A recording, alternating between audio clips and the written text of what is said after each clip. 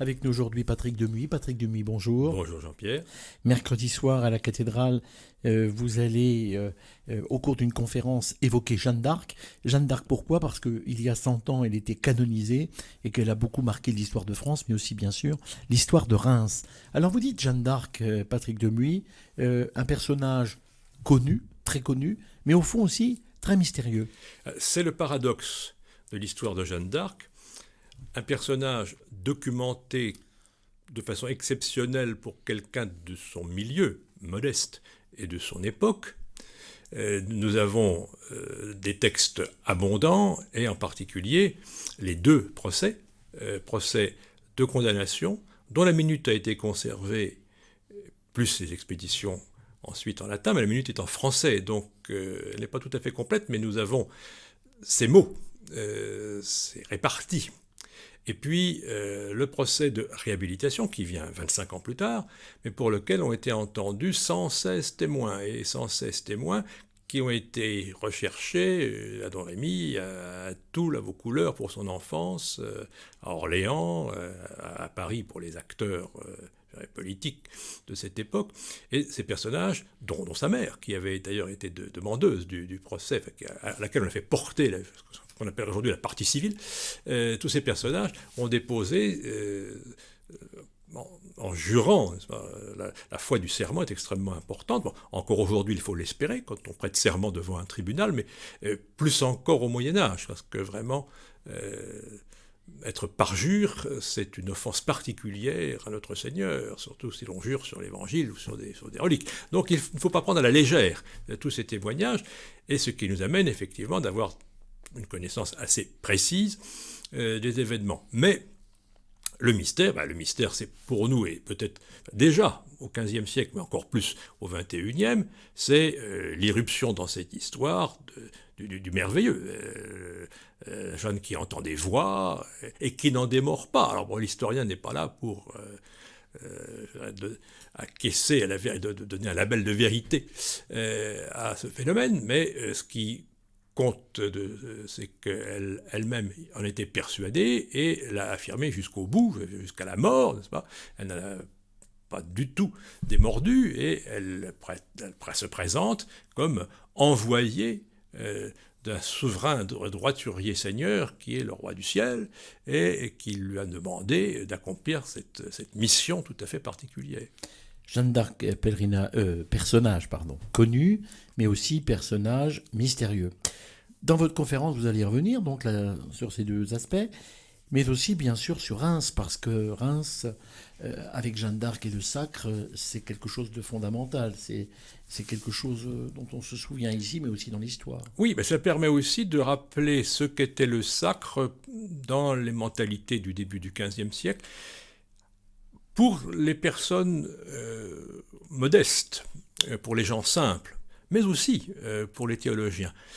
À la différence des juristes, je m'explique. À la mort de Charles VI, les partisans de celui que nous appelons Charles VII estimaient qu'il était roi de facto. Le mort c'est il vif, dit-on au Moyen-Âge. Le roi est mort, vive le roi, dit-on plus tard. Dès qu'un roi meurt, son successeur prend sa place. Le roi ne meurt jamais sur le plan symbolique.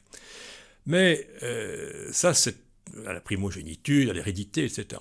Mais ça n'est pas l'analyse que font les esprits plus religieux, pour lequel le ministère royal est une mission qui est une élection divine et qui suppose par là le passage par un rite qui n'est pas proprement parlé un sacrement. Le sacre n'a jamais été défini parmi les 7 sacrements retenus par l'Église catholique, c'est un sacramental, et il y a administration d'une onction d'huile sainte, il y a de très nombreuses prières, il y a la remise d'insignes qui ont une très forte signification, et les prières sont là d'ailleurs pour l'expliquer.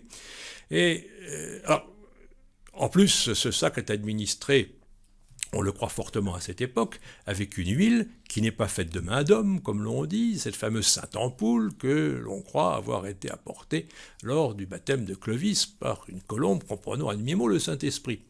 Et Jeanne d'Arc a grandi avec cette image, car n'oublions pas que Don Rémy a pour saint patron l'apôtre des Francs. Don Rémy, ça veut dire Sarmy. C'est Sarmy qui est le patron de son village. Ça veut dire que quand elle était au catéchisme, toute petite fille, elle a entendu l'histoire de Saint-Remy, telle qu'on pouvait la raconter, par exemple, dans la légende dorée, qui est le best-seller de la géographie du Moyen-Âge, dans lequel le baptême de Clovis tient une place non négligeable. Alors, comme vous connaissez tout ça par cœur, Patrick Demuy, quand il y a le sacre à Reims, ça s'est passé pratiquement dans une atmosphère un peu particulière. Parce que les Rémois, enfin de l'époque, comment ont-ils réagi ? Vous avez tout à fait raison, c'est très particulier, d'une part, parce que cette ville, mais comme Châlons et comme Troyes, s'était ralliée depuis quelques années au parti anglo-bourguignon. Bon, comprenons les Champenois qui ne sont pas des foudres de guerre de nature. Le duc de Bourgogne était en même temps comte de Flandre. Avoir parti lié avec celui-ci permettait d'espérer voir repartir le commerce, les bonnes affaires, en particulier les foires. Les Troyens, puis les Chalonnais, puis les Rémois ont fait amende honorable après ce moment d'égarement, le roi ayant promis l'amnistie totale, et ils ont ouvert leurs portes. Mais ils ont ouvert leurs portes au dernier moment. L'armée royale est arrivée le samedi après-midi à Reims, et le sacre a eu lieu le dimanche matin, 17 juillet 1429. Ça s'est passé un petit peu dans l'improvisation. Ah oui, alors on n'a pas eu le temps d'organiser tout le faste habituel d'un sacre avec les tribunes et l'organisation. On n'a même pas pu faire venir à Reims les insignes royaux traditionnels qui étaient conservés à Saint-Denis, mais qu'à cela ne tienne, ce qui comptait, c'était la Sainte-Ampoule, comme nous l'avons dit, et non pas la couronne ou l'épée. On prend une couronne, une épée, ça se trouve. Ce qui comptait, c'était l'onction, et c'était ainsi marquer la légitimité du roi, et une légitimité renforcée d'un sceau céleste. Et c'est pour ça que le sacre a eu lieu si vite, et il n'était pas prudent d'attendre une semaine. Pourquoi une semaine ? Parce qu'en général, le sacre avait lieu un dimanche, un jour solennel, et non pas un jour de semaine. Donc le premier dimanche qui se présentait, c'était le 17 juillet. Et ça devait apparaître aux yeux des contemporains comme un jugement de Dieu. Dieu s'était prononcé en permettant au roi, après une épopée assez stupéfiante, d'être sacré à Reims. Et Jeanne l'exprime clairement. À la fin de la cérémonie, elle s'agenouille devant le roi, lui, or est exécuté le plaisir de Dieu qui voulait que je vous amenasse en cette cité de Reims, votre sacre, et vous êtes ainsi le vrai roi auquel le royaume doit appartenir. Le mot vrai roi est très important, car ça exprime bien cette mentalité. Seul le sacre, à ses yeux, faisait un vrai roi, et auparavant, elle l'appelait d'ailleurs le dauphin. Jeanne d'Arc avait une mission, elle ne l'a pas tout à fait remplie. Sacre à Reims, d'accord, oui, mais dans son épopée, il manque des choses. Il y avait première partie, c'était délivrer Orléans. Ça a été fait. Ça a été fait. C'était extrêmement important parce que cette place forte sur la Loire commandait le passage éventuel des troupes anglaises dans le sud de la France où étaient installés Charles VII et ses partisans. Donc deuxième point, le sacre, qui a été très rapide, puisque Orléans c'est le 8 mai, et donc nous l'avons vu le sacre le 17 juillet. Le dernier point, c'était bouter les Anglais hors de France, c'était délivrer ça n'a pas été fait par ça n'a pas été accompli, puisque on peut dire que Reims a été l'apogée de cette mission, mais ensuite, il y a eu tiraillement entre ceux qui, comme Jeanne d'Arc, quelqu'un de ses capitaines, croyaient que la paix était à la pointe de la lance, et puis les conseillers beaucoup plus prudents qui préféraient signer des trêves, négocier, parmi lesquels il y a d'ailleurs l'archevêque de Reims, qui était chancelier de France, Renaud de Chartres. Bon, après qu'on peut le comprendre, il avait perdu un de ses frères à Zincourt, son père avait été tué lors de troubles à Paris, et on ne peut pas reprocher à un prélat de chercher la paix, mais dans une certaine mesure, Jeanne s'est retrouvée au lendemain du sacre un peu lâchée et tombée entre les mains des Bourguignons en 1430. Elle a connu le destin que nous connaissons. On va vous retrouver avec plaisir, Patrick Demuy, à la cathédrale, ce sera mercredi.